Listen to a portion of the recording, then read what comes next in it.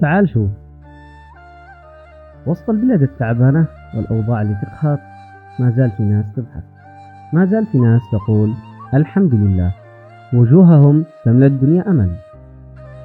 صدق، أكبر معجزة عندنا هي أننا نضحك وسط القهر، وسط الطوابير، وسط القصف والجوع. نضحك، نمزح، نقول كله بيعدي.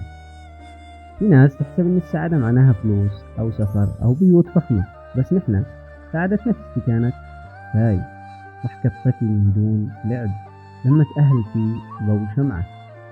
ما في شيء بيوقفنا، مش لأننا أقوياء، بس لأننا ما عندنا خيار إلا إننا نعيش ونضحك ونحمد الله.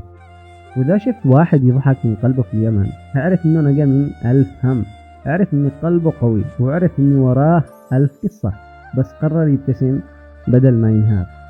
السعادة ما هيش حلم بعيد، في قرار، وإحنا في قلب التعب قررنا نعيشها.